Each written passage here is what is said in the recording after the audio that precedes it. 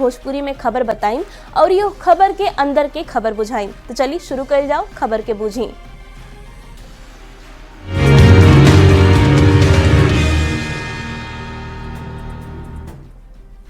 BPSC 17वीं के पीटी परीक्षा शांतिपूर्ण तरीका से संपन्न हो गई।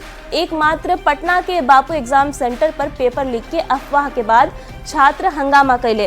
हंगामा में एगो छात्र घायल हो गई, जिनकर इलाज एनएमसीएच में करावल गई। बीपीएससी के देने से ई साफ कर दिल गई बा कि पेपर वायरल होने के बाद अफवाह रहे।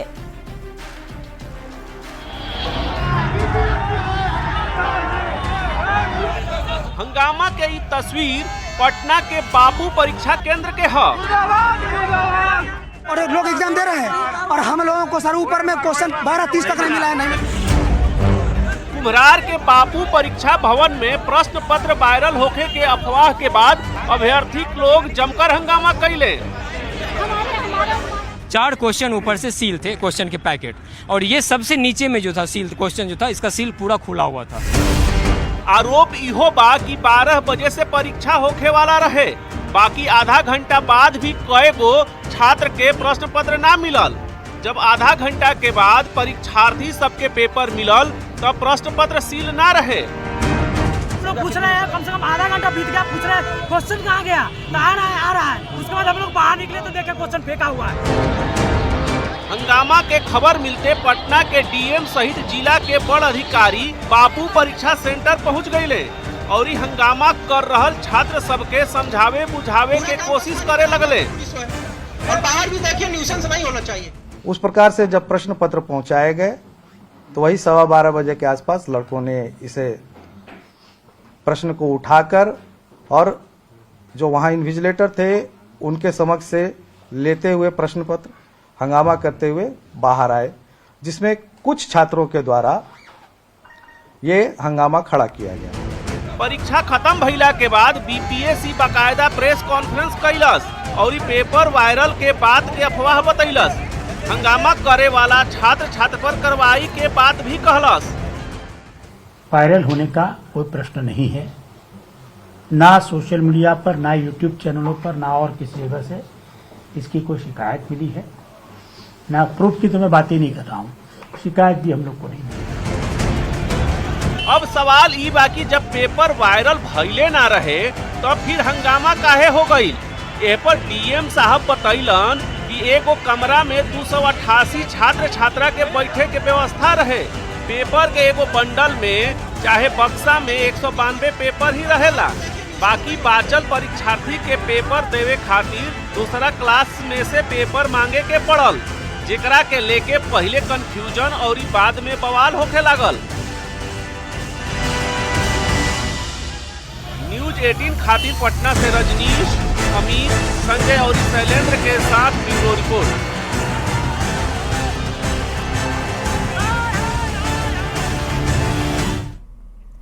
तो पूरा बिहार में 17वीं बीपीएससी के परीक्षा शांतिपूर्ण तरीका से संपन्न हो गई। खाली पटना के एगो सेंटर बापू एग्जाम सेंटर पर हंगामा भइल और कुछ छात्र पेपर वायरल होखे के लेके अफवाह उड़ैले। अब आई बुझल जाओ कि बापू सेंटर पर पेपर के लेके का कंफ्यूजन भइल और कैसे कंफ्यूजन भइल। बापू एग्जाम सेंटर पर 12,000 परीक्षार्थी के परीक्षा देवे के व्यवस्था कइल गई रहे। 12,000 में से करीब 11,500 छात्र आराम से परीक्षा देले। जे ना दे पावल उहे लोग पेपर लीक होके के अफवाह उड़ैलल आरू हंगामा कैले। अब खबर के बूझी कि ई बात साफ बा कि 12,000 परीक्षार्थी के परीक्षा देवे के बाद तक कमरा कई गो रही। एगो कमरा में 273 गो अभ्यर्थी के बैठे के व्यवस्था कइल गई रहे। मतलब ई कि एगो कमरा में 273 गो प्रश्न पत्र चाहत रहे। बीपीएससी के पेपर सीलबंद लिफाफा चाहे बॉक्स में आवेला। एगो लिफाफा में चाहे एगो बॉक्स में 192 गो पेपर रहेला। मतलब एगो बॉक्स के पेपर से पूरा क्लास के अभ्यर्थी के पेपर नहीं बांटल जा सकत। अब ऐसन में ई हो गए लेकर मतलब कि कमरा में 273 गो परीक्षा देवे खातिर अगर परीक्षार्थी बैठल बाड़े और एगो बॉक्स में 192 गो ही पेपर बाटे तो एकर मतलब ई भइल कि नया बॉक्स खोलला के बाद भी ओमे से पेपर बटला के बाद भी 81 गो अभ्यर्थी ऐसन बात जिहन जिनकरा खातिर पेपर कम पड़ जाई। ऐसन हालत में बाकी बाचल परीक्षार्थी सब खातिर पेपर देवे खातिर एगो बॉक्स के अलावा अलग से 81 गो पेपर के दूसरा परीक्षा कक्ष से मांगल गई और बांटल गई। जब दूसरा परीक्षा कक्ष से पेपर मांगल गई तब परीक्षार्थी सभी में कंफ्यूजन हो गई। कुछ छात्र हंगामा मचावे लगले और परीक्षा के बहिष्कार कर देले। बीपीएससी के का कहना बा इहो जान ली। बीपीएससी के कहना बा कि जब कवनो परीक्षा सेंटर पर मोबाइल ले जाए के मनाही रहे तब पेपर वायरल आखिर कैसे हो गई।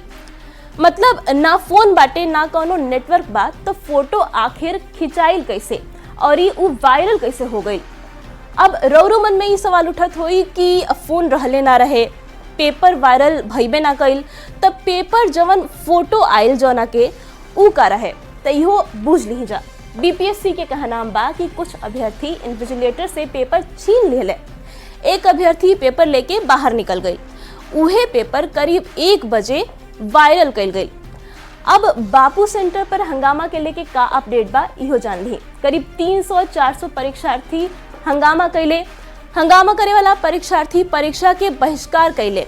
नालंदा के सुष्मिता कुमारी के तबीयत बिगड़ गई। सुष्मिता के इलाज एनएमसीएच में भइल। सुष्मिता की हालत अभी खतरा से बाहर बतावल जाता। हंगामा करे वालन पर कार्रवाई के बाद कहल गई बा जौन सीसीटीवी फुटेज बाटे ओकरा आधार पर जे छात्र भी हंगामा में शामिल रहे उनका सभे पर कार्रवाई कल जाई। तो ये पूरा खबर रहे। अब अगला खबर पर बढ़ल जाओ। बिहार में सिपाही बहाली के लेके फिजिकल टेस्ट शुरू हो गई बा। दौड़ में कौनो धांधली ना होखे एकरा खातिर हाईटेक तरीका से दौड़ करावल जाता। हाईटेक तरीका अपनावल गई बा। अभ्यर्थी लोग के गोड़ में एगो चिप्स और सेंसर लगावल जाई ताकि कवनो गड़बड़ी के गुंजाइश ना रहे।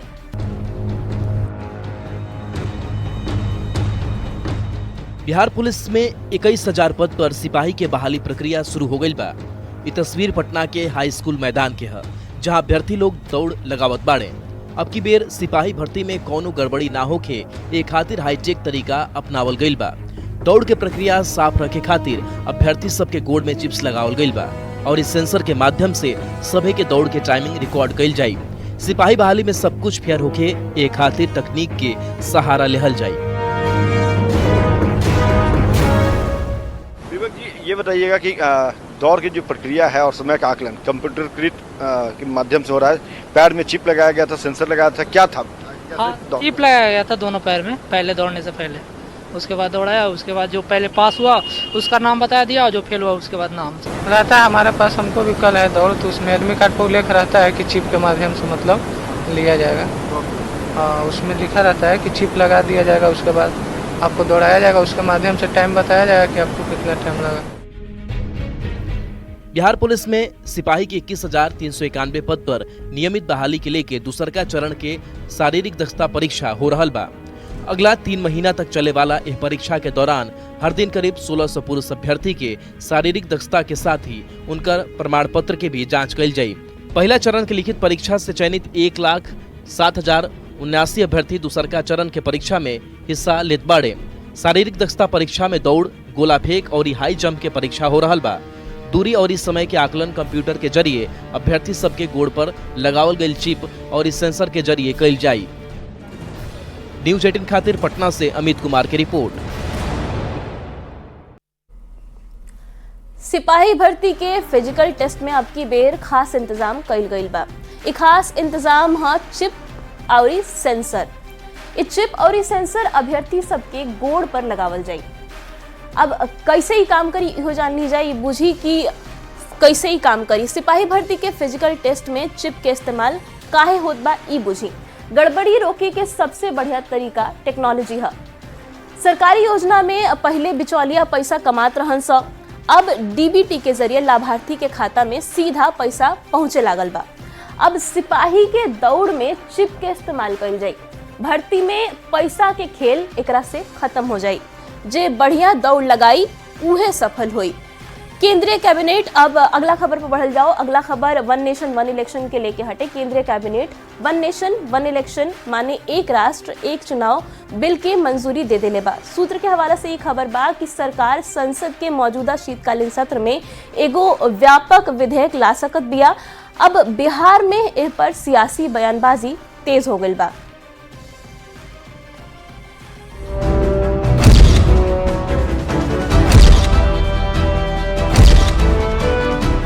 एक देश एक चुनाव। केंद्रीय कैबिनेट वन नेशन वन इलेक्शन माने एक राष्ट्र एक चुनाव बिल के मंजूरी दे दिल गई बा। सूत्र के कहना बा कि सरकार संसद के मौजूदा शीतकालीन सत्र में एगो व्यापक विधेयक ला सकत बिया।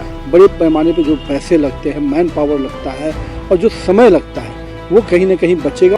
वन नेशन वन इलेक्शन के केंद्रीय कैबिनेट के मंजूरी के बाद बिहार में सियासी बहस तेज हो गई बा।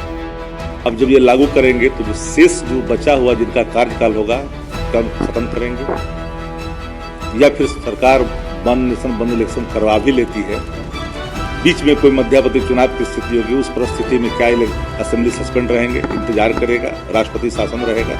आरजेडी जैसन पार्टी सब वन नेशन वन इलेक्शन पर सवाल उठा रहा बाड़ी सन। बीजेपी और जेडीयू के नेता कहत बाड़े ये से देश के बहुत खर्चा बाची। ये तो अच्छा होगा कि एक फिजूल खर्च होता है, बार बार इलेक्शन होता है, समय भी बर्बाद होता है। वन नेशन वन इलेक्शन के लेके प्रधानमंत्री नरेंद्र मोदी के पहले कार्यकाल में पूर्व राष्ट्रपति रामनाथ कोविंद की अगुवाई में एगो कमेटी के गठन कैल रहे। कमेटी लोकसभा चुनाव से ठीक पहले मार्च में अपन सिफारिश सरकार के सौंपले रहे। केंद्र सरकार कुछ समय पहले ही इस सब सिफारिश के स्वीकार कर ले रहे।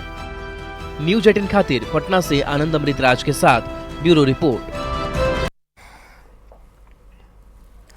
अब बूझी कि वन नेशन वन इलेक्शन के मतलब कहा। दरअसल लोकसभा और विधानसभा साथे साथे करावल जाई। अगर वन नेशन वन इलेक्शन लागू हो जाता एकरे के वन नेशन वन इलेक्शन कहल जाला। मतलब ई कि मतदाता लोकसभा और विधानसभा के चुनाव खातिर एके दिन एके साथे वोट डली है जा। अब ये भी बूझ नहीं कि एकरा पहले और आजादी के बाद कब कब एक साथ चुनाव भइल। 1952, 1957, 1962 और 1967 में एक साथ चुनाव भइल। अब ई बुझी कि लोकसभा और विधानसभा के चुनाव कब और काहे अलग होखे लागल। दरअसल 1968 से 1969 के बीच कई गो विधानसभा समय से पहले भंग हो गई। 1970 में लोकसभा भी समय से पहले भंग कर दिल गई रहे। एक बाद से एक देश एक चुनाव के परंपरा टूट गई। मतलब एकरा पहले एक के साथ विधानसभा और लोकसभा के चुनाव होते रहे। वन नेशन वन इलेक्शन के फायदा का होई इहो बुझ लीजा। चुनाव करेला पर होखे वाला खर्च में कमी आई। मतलब जितना खर्चा भी होला उससे कम खर्चा हुई। एकरा से जनता के पैसा बाची, प्रशासनिक ढांचा पर बोझ कम हो जाई। आचार संहिता लागू भइला से सामान्य शासन प्रभावित होखेला, सामान्य सार्वजनिक जीवन बाधित हो जाला, आवश्यक सेवा के कामकाज पर असर पड़ेला। एक साथ चुनाव करेला से मतदान प्रतिशत भी बढ़ी ऐसन कहल जाता। तुष्टीकरण के राजनीति पर एकर असर पड़ी।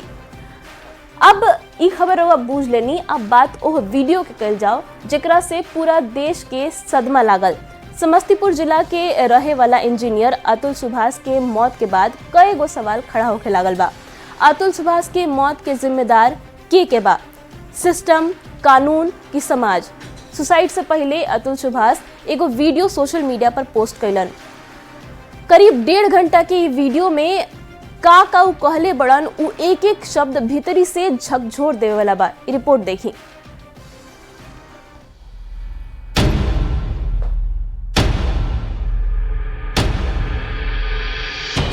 26 अप्रैल 2019 के समस्तीपुर के रहे वाला अतुल सुभाष के शादी मैट्रिमोनियल साइट शादी.com के जरिए जौनपुर के रहे वाली निकिता सिंघानिया से भइल रहे। करीब 3 साल बाद उनकर पत्नी जौनपुर में दहेज उत्पीड़न के केस दर्ज करा देली। आरोप लगैली कि अतुल उनका से 10 लाख रुपया दहेज मांगत रहलन, जबकि अतुल के सैलरी 40 लाख रुपया सालाना रहे। ईआई इंजीनियर के मौत के नींव यही केस से रखाई। एकरा बाद 9 गो केस भइल, 120 पे सुनवाई खातिर गइलन। मेरा बेटा चला गया पूरे देश के लिए करके। तो शहीद हो गया है। जैसे भगत सिंह अपने फांसी पर चढ़ के कितने आदमी का काम किया है, शहीद हो गया। इतने लोगों को कानून व्यवस्था के बारे में बता के, जो अपने भारत की कानून व्यवस्था है उसके बारे में बताया है, जो रिश्वत लेने वाली समस्या है उसके बारे में बताया है। मेरा बच्चा चला जागृत किया है उसने और कुछ नहीं किया है। पेशा से इंजीनियर अतुल सुभाष की कहानी सुन के रउआ रो पड़ा। अतुल सुभाष के मानसिक पीड़ा के अंदाजा यह बात से लगावल जा सकत बा कि मरे से पहले वो 1 घंटा से बेसी लंबा वीडियो बनैलन और 24 पन्ना के एगो सुसाइड नोट भी लिखलन। अपन कन्फेशन में वो अपन पत्नी, ससुराल के लोग और ओह जज पर आरोप लगैलन जे उनकर मामला के सुनवाई करत रहे। मेरे बच्चा को इंसाफ दिलवा दीजिए, बस और कुछ नहीं चाहिए।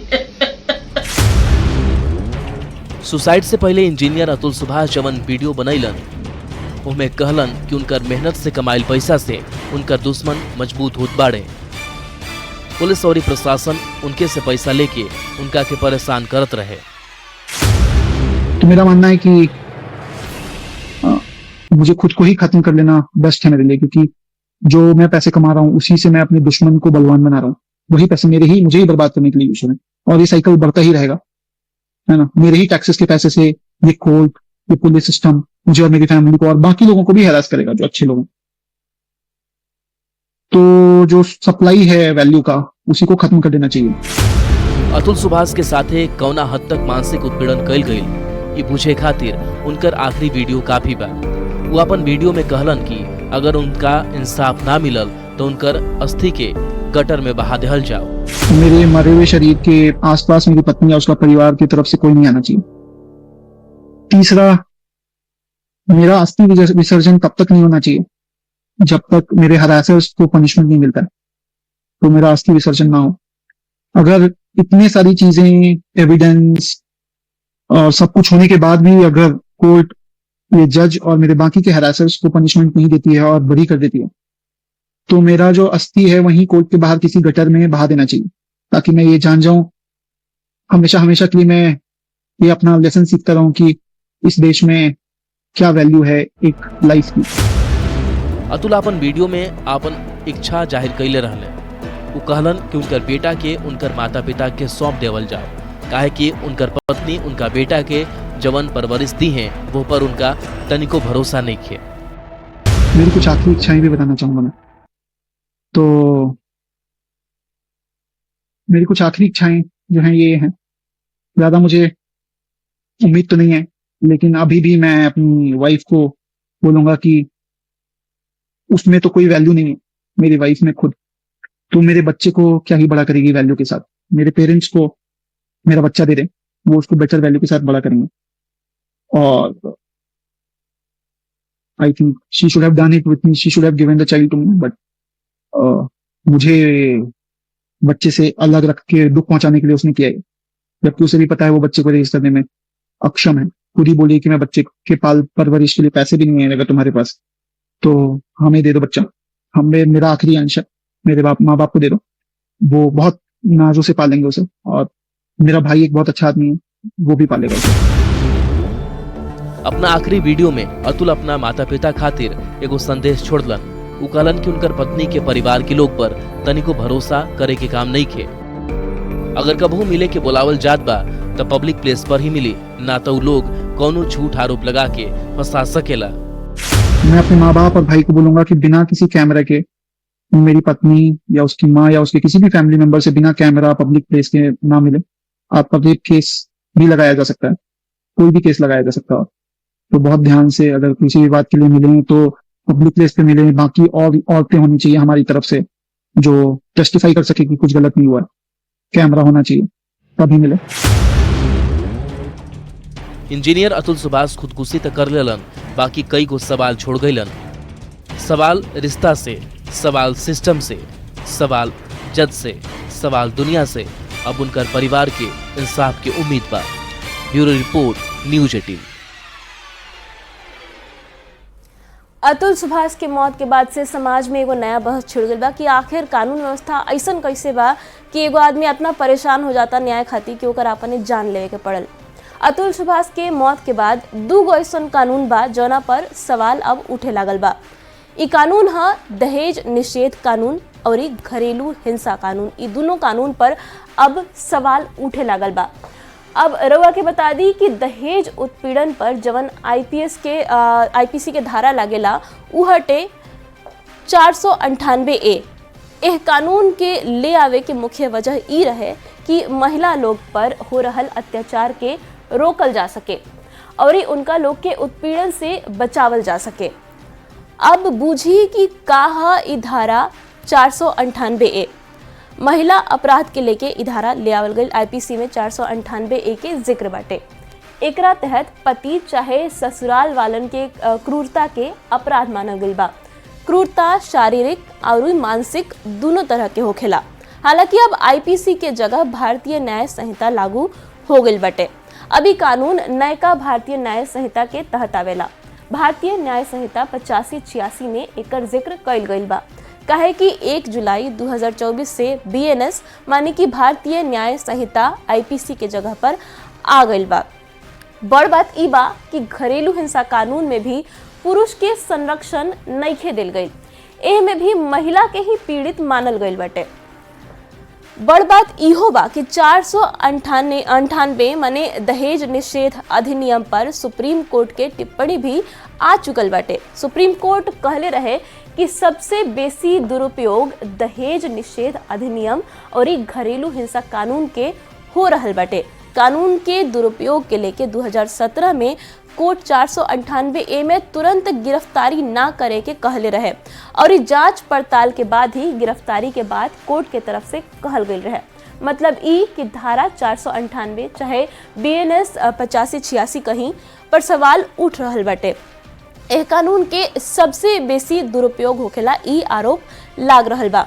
महिला सब पति और ससुराल वालन के फंसावे खातिर ई कानून के इस्तेमाल करे ली जा।